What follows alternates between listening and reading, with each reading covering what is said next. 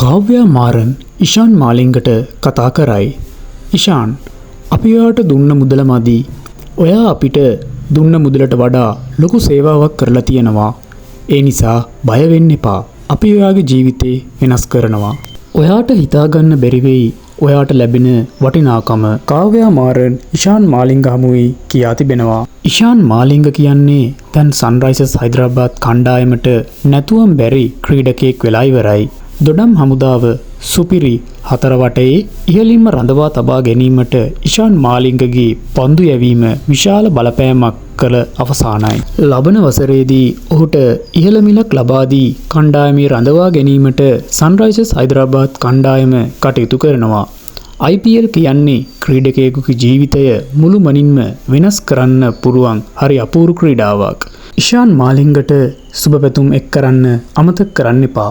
ඔහුට ආදරය අය ලයික් එකක් දාන්නත් අමතක කරන්න එපා. ඉදිරියේදී අලුත් වෙන ක්‍රීඩා තොරතුරු දැනගන්න අපිව සබ්ස්ක්‍රයිබ් කර තබා ගන්න.